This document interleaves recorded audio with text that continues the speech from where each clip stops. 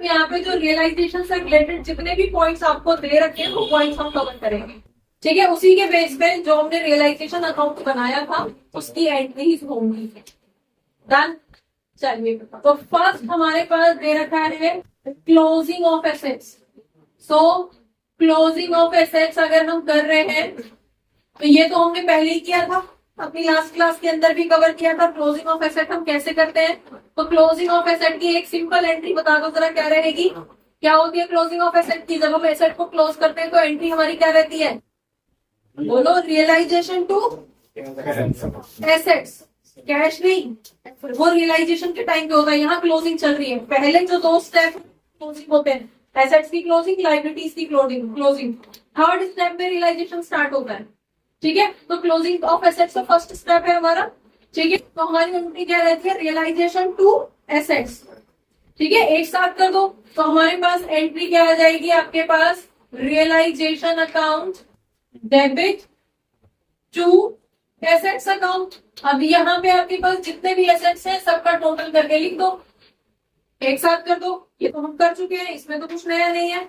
Point क्या है कि अगर कोई एसेट इस तरह का दे रखा है जिसमें रिजर्व भी है, जैसे कि आईएफआर, एसेट होता है इन्वेस्टमेंट, इन्वेस्टमेंट आपका एसेट है और उसके साथ आईएफआर दे रखा है। ठीक है, तो उसकी एंट्री किस तरह से होती है, जैसे हमने लास्ट क्लास के अंदर बोला था, अगर एसेट है, इन्वेस्टमेंट है, तो इन्वेस्टमेंट तो टू साइड में आएगी क्लोजिंग के टाइम पे। तो अगर हम एग्जांपल लेते हैं उसका, तो हमारे पास क्या एंट्री आ जाएगी, realisation account debit to investment account. Individual कर रहे हैं, जितने की भी इन्वेस्टमेंट है लिख दो।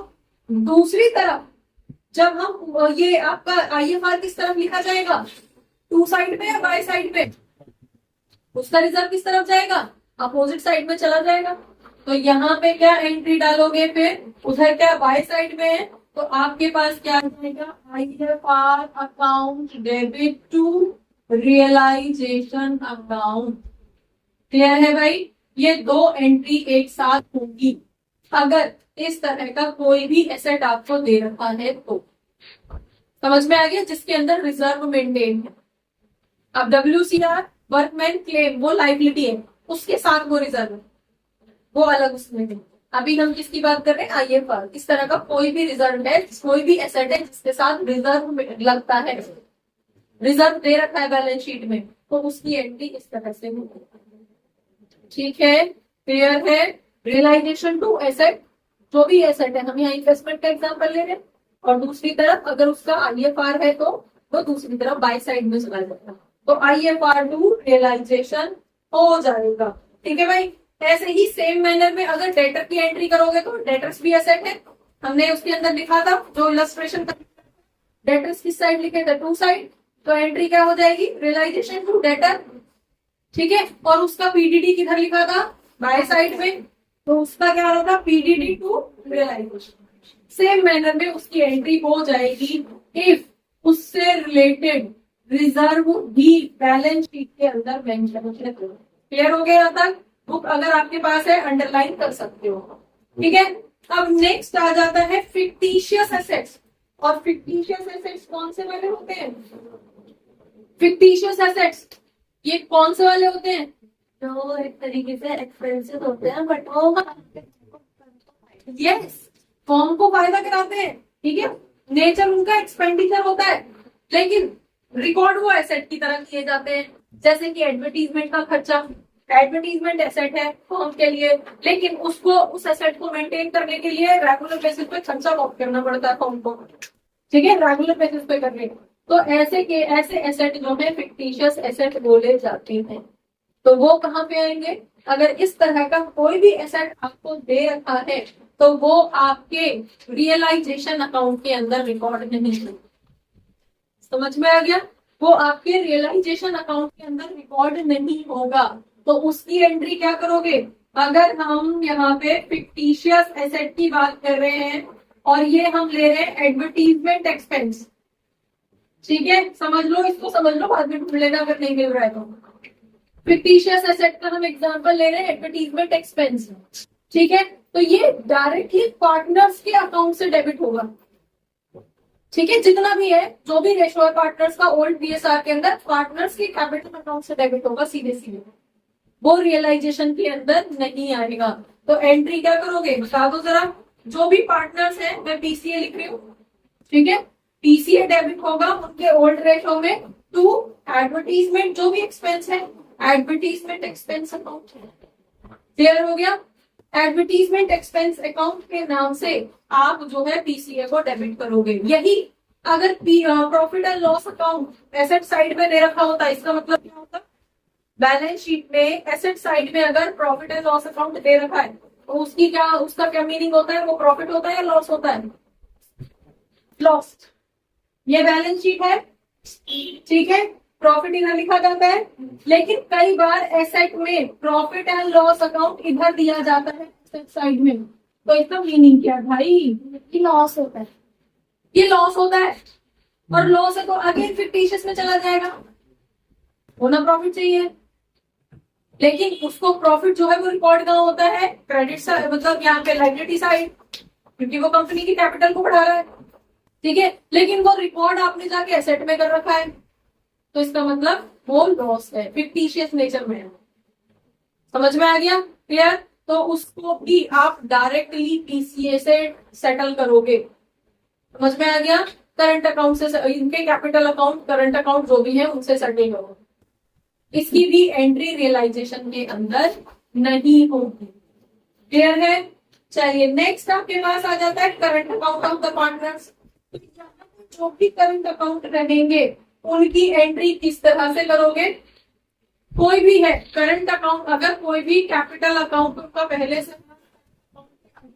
उनका सेटलमेंट होना है, जैसे अभी तक था ना, अभी तक क्वेश्चन दे रखे थे कि उनके पहले से कैपिटल अकाउंट है और लेके आएंगे, विड्रॉ करेंगे, एडजस्टमेंट ऑफ कैपिटल करी थी ना, तो ऐसे केस में उनकी जो सेटलमेंट होगी वो करंट अकाउंट से होगी। ऐसा कुछ किया था, क्या था? ठीक है, तो ऐसे केस में आपकी जो एंट्री हो जाएगी that would be partners capital account debit to partners current account. ठीक है, एंट्री आपको मिला नहीं, पेज नहीं मिला है? मेरे पास जो बुक है वो 7.5 पेज नंबर है। कौन सी वाली बुक है? प्राणेश है, तो इसी के आसपास देखो रियलाइजेशन अकाउंट की अकाउंटिंग एंट्रीज। मिला नहीं मिला? सबको मिल गया? हाँ जी, तो यहाँ पे मिल गया, ये वाला करंट अकाउंट वाला मिल गया। डन, आगे बढ़े, यहां तक समझ में आ गया? ठीक है, आगे बढ़े। चलिए नेक्स्ट ले लेते हैं। नेक्स्ट एंट्री हमारे पास आ जाती है कि अगर पार्टनर ने लोन दे रखा है तो क्या करोगे? अगर पार्टनर ने फर्म को लोन दे रखा है तो यहाँ पे उसकी एंट्री हो जाएगी कैश टू लोन। अगर लोन किसने दे रखा है? Loan by partner. ठीक है, तो यहाँ पे जो एंट्री होगी वो क्या रहेगी? कैश पेमेंट हो रही है किसके नाम पे? लोन के नाम पे। यहाँ भी रियलाइजेशन से कोई लेना देना नहीं है। लोन किसने दे रखा था? पार्टनर ने दे रखा था फर्म को। ठीक है, अब जब फर्म पैसा लौटाएगी वो पार्टनर को सीधे लौटाएगी, उसका रियलाइजेशन से कोई लेना देना नहीं है। रियलाइजेशन सबसे पहले एसेट लायबिलिटीज का रियलाइजेशन होगा, एक्सटर्नल वाली। आपके एसेट से पहले बाहर वाली लायबिलिटीज, एक्सटर्नल लायबिलिटीज को पे ऑफ किया जाएगा। अगर पार्टनर ने कोई जो कैपिटल को लगा ही रखा है तो वो तो सबसे लास्ट में सेटल। ठीक है, ऐसे ही अगर पार्टनर ने लोन के नाम पे पैसा दे रखा है तो रियलाइजेशन अकाउंट के बाद में लोन की पेमेंट होगी। समझ में आ गया? क्लियर? पहले बाहर वालों को निपटाएंगे, बाद में लोन को देखा जाएगा। राइट, तो हमारे पास यहाँ पे क्या आ जाएगा? कैश या फिर बैंक अकाउंट डेबिट किया जाएगा किसके नाम पे? पार्टनर्स लोन अकाउंट के नाम पे। ठीक है, जिसका भी था। अब यहाँ पे एक और पॉइंट आता है, लोन अगर पार्टनर ने दे रखा था तो पेमेंट होगी कहाँ? बाहर, रियलाइजेशन के बाद। ठीक है, यही अगर पार्टनर की वाइफ ने दे रखा होगा तो बी पार्टनर है, सी पार्टनर है, सी की वाइफ ने पैसा लगा रखा है फर्म के अंदर, लोन दे रखा है, तो उसकी पेमेंट कहाँ होगी? क्या उसकी पेमेंट के लिए भी बाहर वेट करेंगे? नहीं। सी की वाइफ तो एक्सटर्नल है, वो पार्टनर थोड़ी है। सी पार्टनर है, सी का हस्बैंड या सी की वाइफ पार्टनर, वो एक्सटर्नल है। तो उसकी पेमेंट वही जब हमने रियलाइजेशन अकाउंट बनाया था और लाइबिलिटीज का जब रियलाइजेशन हो रहा था वहीं पे उसकी पेमेंट होनी थी। समझ में आ गया? क्लियर है? तो अगर ये पार्टनर, हम यहाँ पे अगेन एक और कर लेते हैं, loan by wife of partner. ठीक है, अब ये वाइफ हो सकती है, स्पाउस हो सकता है, कोई भी हो सकता है।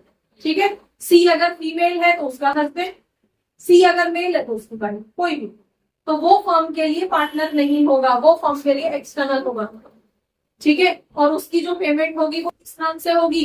रियलाइजेशन अकाउंट के लाइबिलिटी सेटलमेंट पे होगी। तो जब लाइबिलिटी पे ऑफ करोगे, रियलाइज करोगे, वहीं पे होगी।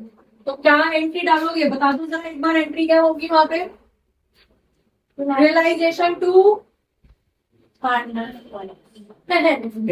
रियलाइजेशन लाइबिलिटी का नाम क्या है यहाँ पे? के टाइम पे रियलाइजेशन के टाइम पे लाइबिलिटी का नाम आता ही नहीं है। रियलाइजेशन चाहे एसेट का हो रहा हो या लाइबिलिटी का हो रहा हो, नाम नहीं आता वहां पे एसेट या लाइबिलिटी का। वहां किसका नाम आता है? वहां पे सीधे कैश का नाम आता है। तो रियलाइजेशन अकाउंट में डेबिट किया जाएगा टू कैश या बैंक अकाउंट। क्लियर है? और यहाँ पे नरेशन में लिखोगे B loan of C's wife पे। ठीक है, सी की वाइफ का लोन पे हुआ है। तो दोनों में डिफरेंस क्लियर है। लोन अगर पार्टनर ने दिया है तो रियलाइजेशन के बाद पेमेंट होगी, और अगर उसके स्पाउस ने दिया है तो रियलाइजेशन के अंदर ही पेमेंट होगी, क्योंकि वो फर्म के लिए थर्ड पार्टी है। ठीक है जी, दोनों में डिफरेंस क्लियर है? यहाँ पे आप बहुत मिस्टेक करते हो कई बार। डन। नेक्स्ट पॉइंट आपके पास आ जाता है closing of liabilities. Closing of liabilities very clear, आपको पता है किस तरह से करते हैं, बाई साइड लिखते हैं। ठीक है, और एंट्री किस तरह से करते हो आप? क्लोजिंग ऑफ लाइबिलिटीज कैसे कर रहे हो? एंट्री बता दो जरा, कर चुके हो आप लोग? लाइबिलिटीज टू रियलाइजेशन अकाउंट का नाम यूज करोगे, रटने की जरूरत है नहीं। लाइबिलिटी एंट्रीज को क्या करोगे? टोटल लाइबिलिटीज की बात कर रहे हैं तो आपके पास sundry liabilities account debit to realisation. ठीक है, टू में क्यों आया है रियलाइजेशन? क्योंकि लाइबिलिटीज कहाँ क्लोज कर रहे हो? By side. ठीक है, तो अगर बाय में है इसका मतलब वो डेबिट में लिखी जाएंगी, राइट? क्योंकि टू में तो इस लेफ्ट साइड वाले आइटम आ रहे थे। डन। ठीक है, तो अगर ये राइट साइड में है तो अकाउंट का नाम टू में है। डन। इसको यहां तक मूव करो, फिर आगे करेंगे। बच्चों होपफुली बहुत सारे डाउट्स इस क्लास से रिलेटेड, इस टॉपिक से रिलेटेड आपके क्लियर हुए होंगे इस क्लास को देखने के बाद में। अगर रियली आपके कुछ डाउट्स, आपको ये क्लास अच्छी लगी है तो आप इसको लाइक करिए, सब्सक्राइब करिए और अपने फ्रेंड्स के साथ शेयर करिए। Thank you for watching. Keep watching. Don't forget to share. Keep sharing. Thank you.